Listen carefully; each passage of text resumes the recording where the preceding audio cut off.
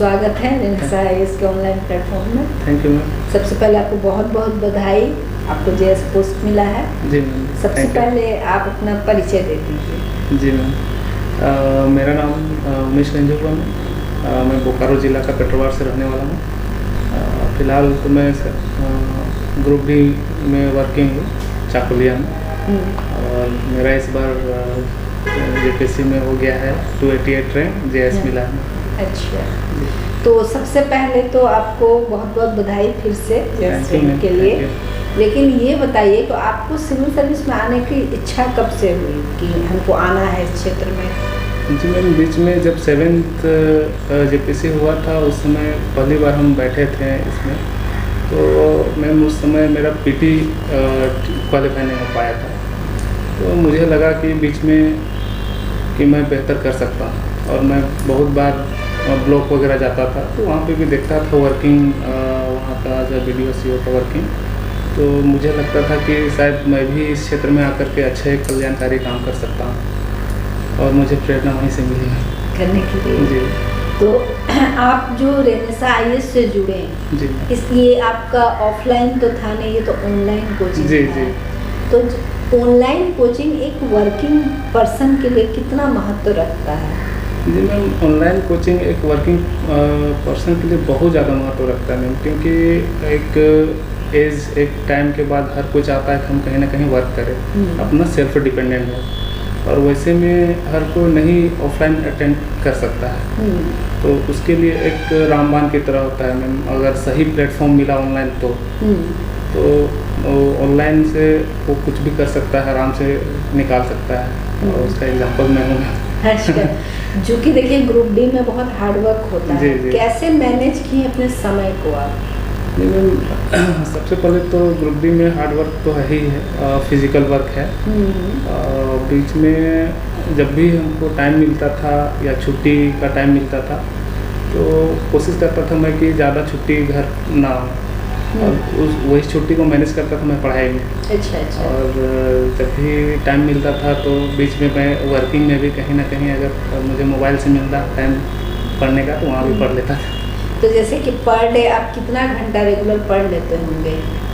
Per day वैसे तो घंटा का कोई ये नहीं होता है मैम, लेकिन फिर भी कोशिश रहता था कि अपना को एक से 2 टॉपिक को मैं टारगेट करके उसको पूरा करूं। चाहे वो 2 घंटा लगे, 4 घंटा लगे, एक टॉपिक पे फोकस करते हाँ, थे। 1 या 2 टॉपिक पे फोकस करके उसको पूरा करने का कोशिश करता था। 1 घंटा 2 घंटा जो टाइम लगे, जब टाइम मिले। अच्छा जी। तो आप जैसे रेनेसा आईएएस से जुड़े जी, तो फिर आपको यहाँ का मटेरियल कितना प्रॉफिट दिया?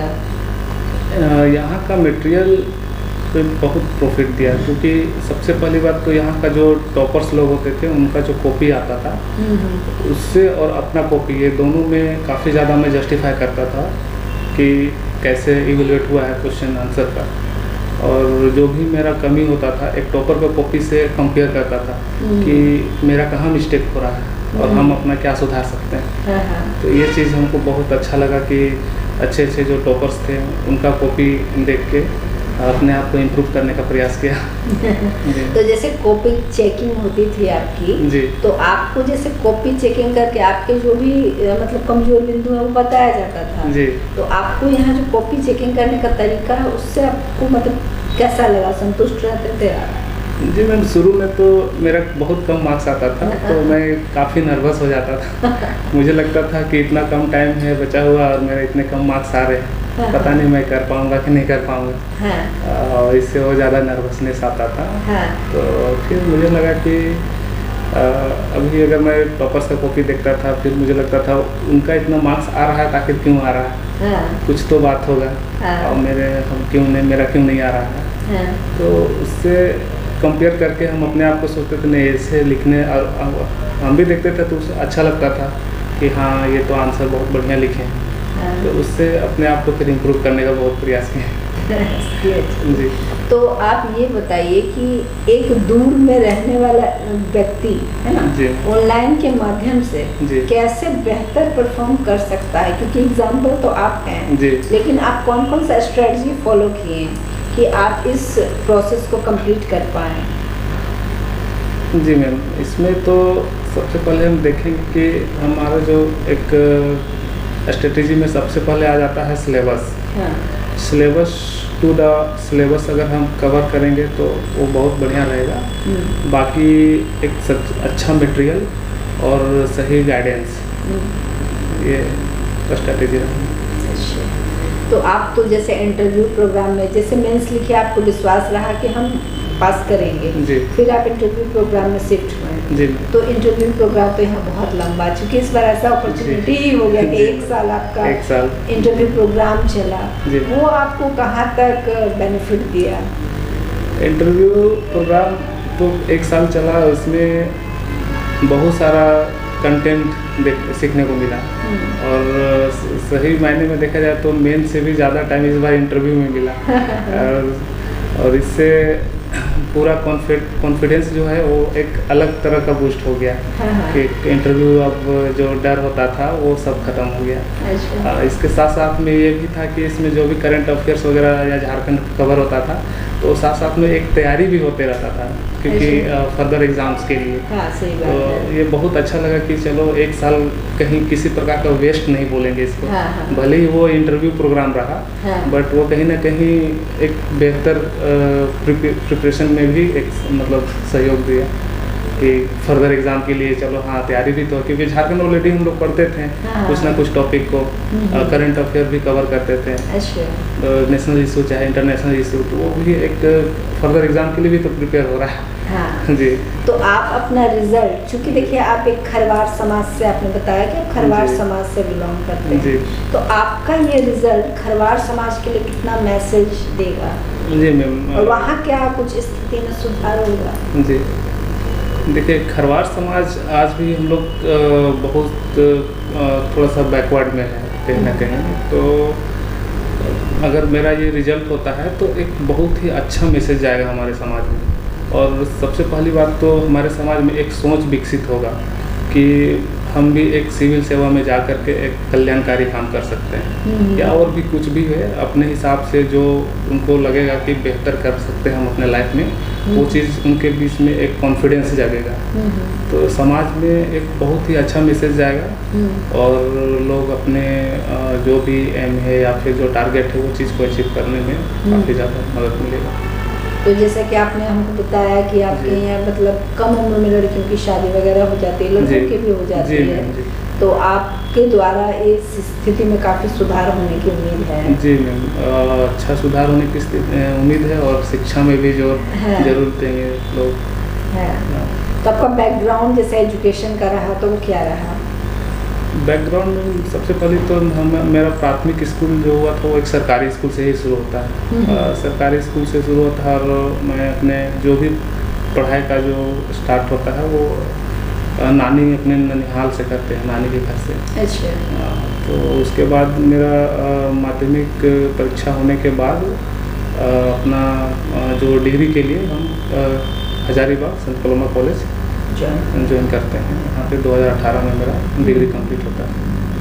2018 तो 2025 बहुत कम समय में आप ऊपर आ गए हैं ना, बहुत अच्छे पोस्ट से सम्मानित हुए हैं। अच्छा, आप जैसे बहुत सारे अभी न्यू स्टूडेंट्स हैं जुड़ना चाहेंगे हमारे साथ रेनेसां के साथ, क्या उनको समझाइएगा या क्या मैसेज दीजिएगा कि हाँ जुड़ना चाहिए, क्यों जुड़ना चाहिए, क्या विशेषताएँ आपको दिखी?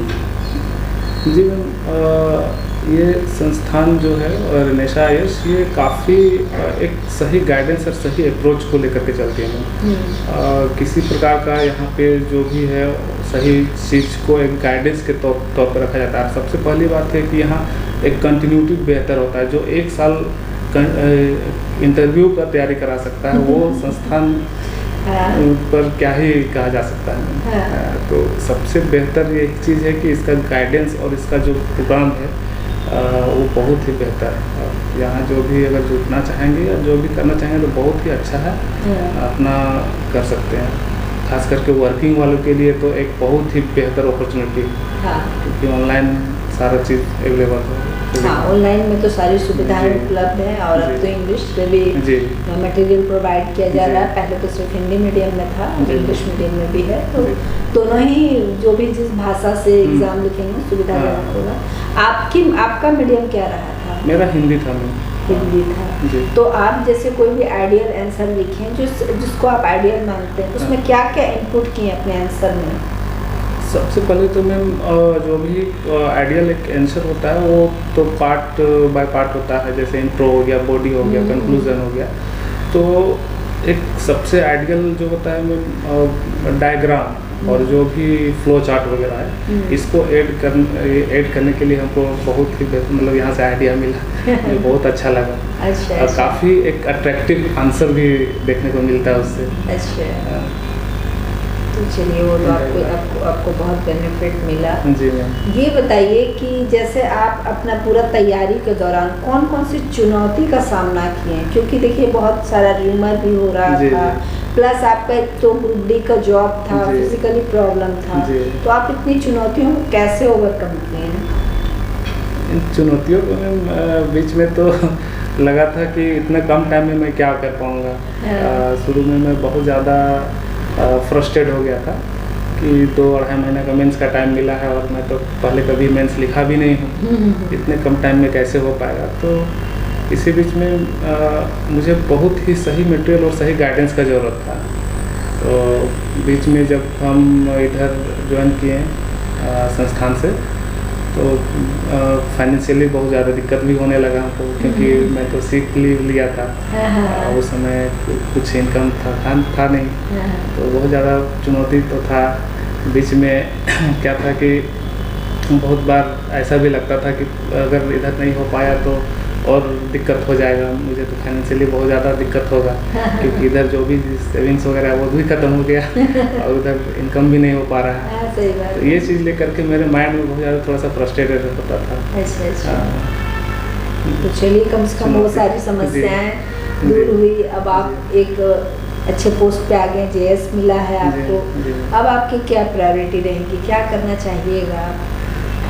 देखिए मैम, सबसे पहले तो प्रायोरिटी में जहाँ पे भी हमको अगर जिस चीज़ कार्य के लिए हमको नियुक्त किया जाएगा, रखा जाएगा, उस चीज़ में हम अपना बेहतर योगदान देने का प्रयास करेंगे और चाहेंगे मतलब मैं तो एक गांव से भी रहा हूँ, देखा हूँ सारी चीज़ें, कैसे लोग की समस्याएं हैं, क्या नहीं है। तो मुझे ये चीज़ समझने में तो ज़्यादा समय भी नहीं लगेगा और अपना जो भी बेहतर योगदान होगा कल्याणकारी के लिए, वो चीज़ के लिए मैं अपनी तरफ से पूरा करूँगा।